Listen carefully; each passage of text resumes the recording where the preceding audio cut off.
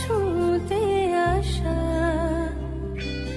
জানি হাত বাড়ালে ধরা দেবে ভালোবাসা। তুমি পথে চেনো, পাশে আছি জেনো। হ্যালো এভরিওয়ান, গুড মর্নিং সবাইকে। আমি রীতা, তোমাদের সবাইকে এয়ার ফ্যামিলি ব্লগসে স্বাগত জানিয়ে নতুন একটি ব্লগ শুরু করছি। আজকে বৃহস্পতিবার আর ঘড়ির কাঁটা ঠিক 8:30।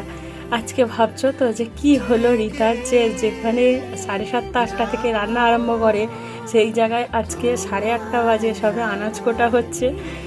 এখনও অবধি গ্যাস জ্বালায়নি। তো আজকে কি বলো তো, ভাত আছে।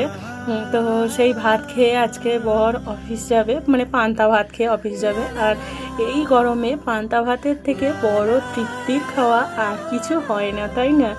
তো পান্তা ভাত আছে, যাব একটু বাজারে যাব, যেহেতু আজকে বৃহস্পতিবার ফুল নেব আর একটু তেলে ভাজা নেব।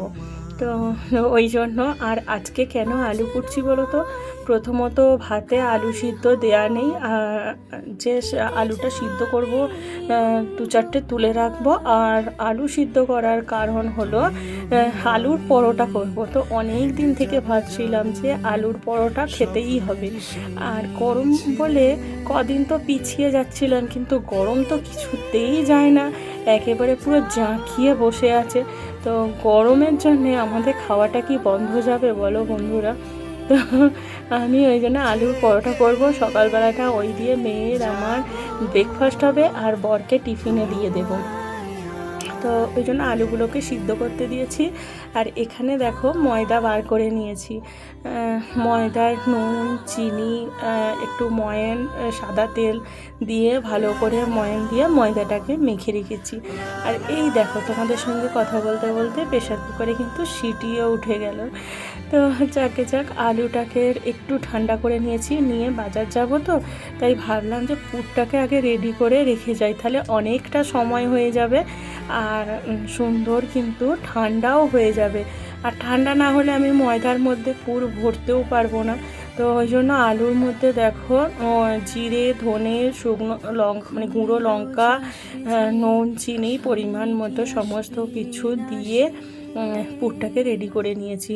তো চলো এটা এখন ঠান্ডা হোক, বাজার থেকে ঘুরে আসি, এসে পরোটাগুলো ভাজবো। তো তোমরা সঙ্গে থেকো, সারাদিন ভিডিওটা দেখতে থাকো। বাজার থেকে এসে মেন যে কাজটা সেটা হলো, আগে স্নান করে নিয়েছি। এত প্রচণ্ড রোদ্দুরের তাপ যে একদম গা জ্বালা পোড়া করে উঠছে, জানো তো। তো ওই জন্য আমি আগে এসেই কোনো দিকে না তাকিয়ে আগে আমি স্নান করে নিয়েছি। আর স্নান করার পর আমি পুজোও দিয়ে নিয়েছি। তো দেখো এখন অবধি কিন্তু ঘরে ধূপ জ্বলছে, ধূপের ধোঁয়াটা এখনও জানলা দিয়ে আসছে। তো আগে পুজোটা সেরে নিয়েছি, কেননা বৃহস্পতিবারের পুজো প্রত্যেকবার আমার 12টার ওপর হয়ে যাচ্ছে ঘরের সমস্ত কাজকর্ম করতে করতে। আর এটা তো আমার বাসি বিছনা হতে পারে, কিন্তু বাসি ঘর তো একদমই নয়। তো আগে প্রথমে বাসি ঘরটা আগে একবার মুছে নিয়েছি। সকালবেলায় রান্না বান্না করার আগে একবার আমি ঘরটা মুছে নিই, যেহেতু লাঠি নেতা দিয়ে মুছি সেহেতু অসুবিধে হয় না। একবার নেতাটাকে ভিজিয়ে নিয়ে পুরো একেবারে চাকাচাক একদম পুরো একদম রোবটের মতো ঘুরে ঘুরে ঘরদোর সমস্ত কিছু মোছামুছি হয়ে যায়। আসলে কি বলতো, বাসি ঘরে রান্না বসাতেও পারবো না। আর রান্নাটা তাড়াতাড়ি না করতে পারলে বর খেয়ে অফিস বেরোতে পারবে না। এখন যদিও বা মেয়ের স্কুল ছুটি আছে, না হলে আমার 10টা অবধি যা যায় না, প্রচণ্ড মানে আমার ঘরের ওপর দিয়ে একটা বড় সড়ো মানে একটা ঝড়ের হাওয়া বয়ে যায়। তো এমন অবস্থা হতে থাকে, মানে একটা নিঃশ্বাসটাকেও আমি ভুলে মানে না নিলেই ভালো হয়। সে যাকে যাক প্রতিদিনের কাজকর্ম প্রতিদিন একটু আলাদা আলাদা করার চেষ্টা করি। আসলে প্রতিটি কাজ, প্রতিটি কোণায়, প্রতিটি জিনিসের উপরে ভালোবাসা ও যত্ন দিয়ে চেষ্টা করি এই একঘেয়েমি কাজগুলোকে একটু নতুনত্ব করার বা একটু আলাদাভাবে করার। তো সেটাকে সুন্দর করে করি বলেই হয়তো এই প্রত্যেক দিন একই কাজ, সকালবেলায় ওঠো, রান্নাবান্না, তারপর ঘরের কাজকর্ম সারা, বাচ্চা সামলানো, হয়তো এইগুলোতে হয়তো ক্লান্তি আসে না, বা মানে অস্বস্তিকরও হয় না। সংসারটাকে যে ভীষণ ভালোবাসি, সংসারটাকে সুন্দর করে গুছিয়ে পরিপাটি রাখতে সবসময় ভালোবাসি। আর সকালবেলাটা একদম আমার মানে ভিডিও চালিয়ে যে আমি কাজবাজ করব সেটাই আমার হয়ে ওঠে না। যেটুকু রান্না করি, যেটুকু পারি সেটুকুই তোমাদের সামনে তুলে ধরি। আসলে সকালবেলা যখন আমি রান্নাবান্না করি তখন কিন্তু বর ঘুমোই, তারপর ঘুম থেকে উঠবে, স্নানে যাবে, এই দাও ওই দাও, হাতে হাতে সমস্ত কিছু দিতে হয়। মেয়ে স্কুল থেকে এই টিউশন থেকে আসবে, তার একটা সমস্ত কিছু জোগাড় যন্ত্র, সে তো বুঝতেই পারছো।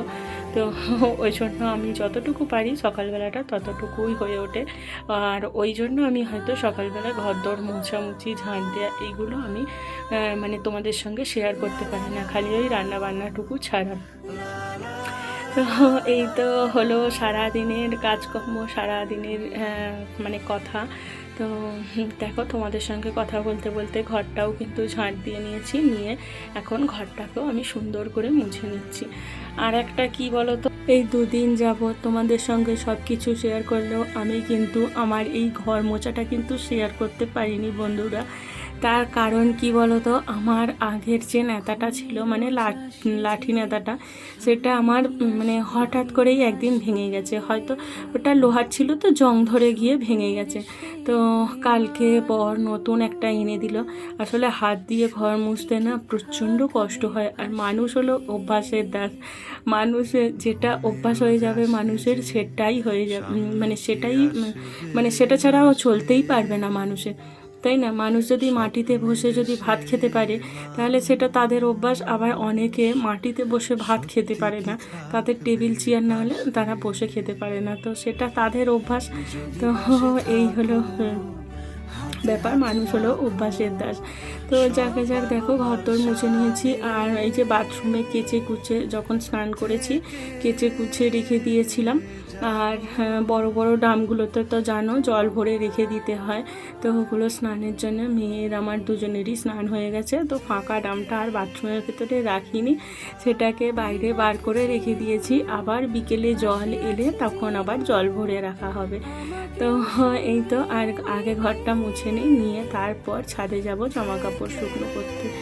তো এত প্রচণ্ড গরম যে এই ঘর মুছছি আর এই দেখো শুকিয়ে যাচ্ছে। তো আর আমার খাবার জলও এনে রাখা হয়ে গেছে, দেখো ব্যাগেতে আমি খাবার জল এনেও রেখে দিয়েছি স্নান করতে যাওয়ার আগে। যেহেতু ওইটা বাইরের কাজ, বাইরে থেকে জানো আমার টাইমে জল মানে খাবার জলটা নিয়ে আসতে হয়। তো ওই জন্য স্নান করার আগেই আমি কিন্তু খাবার জলটা এনে রেখে দিয়েছি, না হলে এই গরমে আর স্নান টান করে বাইরে বেরোতে আর ইচ্ছা করবে না। আর যদি বলো এই ঘরদোর মোছা, এগুলো তো ফ্যানের তলায় বসেই করছি, যেহেতু সকালবেলা একবার ঘরদোর মোছামুছি হয়ে গেছে। আর এটা তাও ওই কিচকিচিনি ভাবটা কাটানোর জন্যে আমি ঘরটাকে আরেকবার ঝাঁট দিয়ে মুছে নিই, যেহেতু বিছনা ঝাড়া হয়। তো এটা আমার রেগুলার অভ্যেস হয়ে গেছে। তো যাকে যাক তোমাদের সঙ্গে কথা বলতে বলতে দেখো আমার ঘরদোর মোছাও হয়ে গেছে। তো চলো ছাদে যাই। দেখো ছাদে কিন্তু নেতাটাকেও নিয়ে চলে এসেছি, তার প্রচণ্ড গরম, আগে পায়ে জুতোটা গলায়, না হলে আমার পা পুরো গরমে ফেটে যাবে। তো দেখো নেতাটাকে এরকম সুন্দর করে রেখে দিয়েছি। আর আমার মেয়ে ক্যামেরার সামনে হাত বাড়িয়ে বাড়িয়ে কী করছে ও নিজেই জানে না। তো এখানে সমস্ত জামা কাপড়গুলোকে শুকনো করতে দিয়ে দিই। আকাশ মেঘলা, আবার অতটাও মেঘলা নয়, কিন্তু প্রচণ্ড রোদ্দুরের তাপ জানো তো, একদম থাকা যাচ্ছে না। এই জন্য স্নান করেছি যে ভিজে গামছাটা, সেটাকেই আমি মাথায় গায়ে জড়িয়ে চলে এসেছি। এত প্রচণ্ড গরম লাগছে যে মানে দাঁড়ানোই যাচ্ছে না। আজকে মোটামুটি তাও অনেক কটাই কাচাকুচি পড়েছে। তো ওই জন্য আর দেখো এখানে কিন্তু তুলসী গাছে প্রতিদিনের মতো আমি কিন্তু ছাতা দিয়ে দিয়েছি, না হলে যা রোদ্দুর, মায়েরও তো কষ্ট হয়, আমাদেরও যেমন কষ্ট হয় মায়েরও কষ্ট হয়। মা একেবারে পুরো শুকিয়ে একটুখানি হয়ে যায়। তো ওই জন্য মাথার ওপরে ছাতা ধরে দিয়েছি, যাতে একেবারে রোদ্দুরের তাপটা ডাইরেক্ট এসে না পড়ে। তো তো চলো জামা কাপড়গুলোকে মেলে দিই। একটা একটা করে মেলতে অনেকটাই টাইম লাগছে।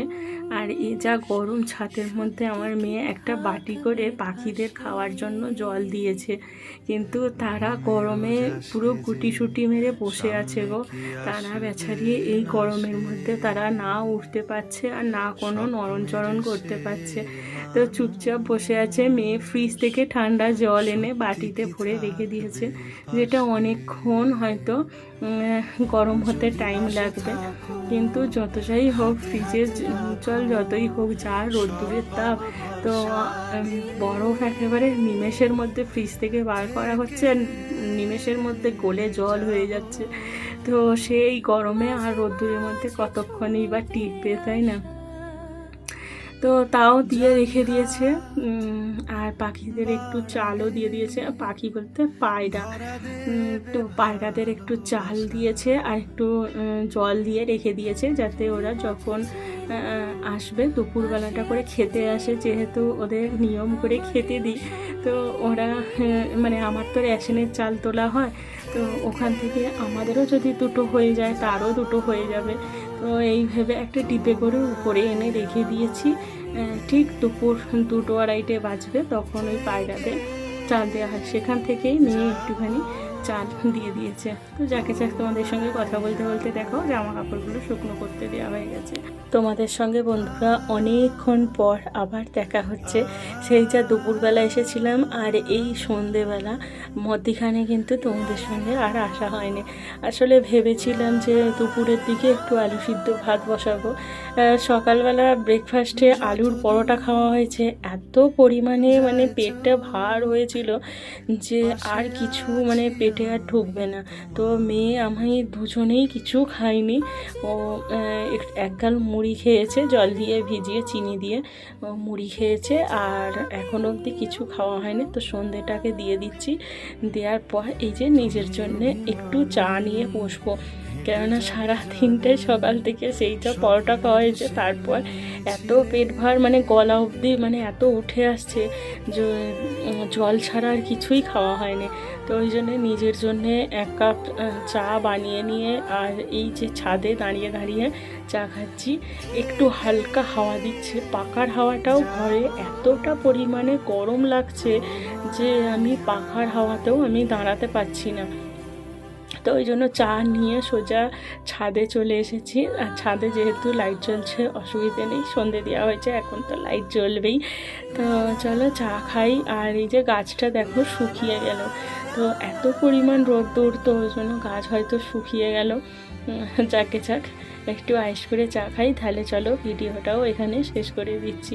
দেখা হবে অন্য একটি ভিডিওতে। ততক্ষণ অবধি সবাই ভালো থেকো, সুস্থ থেকো, সাবধানে থেকো। দেখা হবে নতুন একটি ভিডিওর সঙ্গে।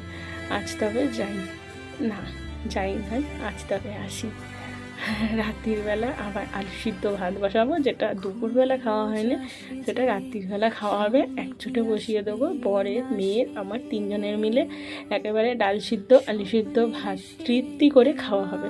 চলো আজ টাটা, গুড নাইট।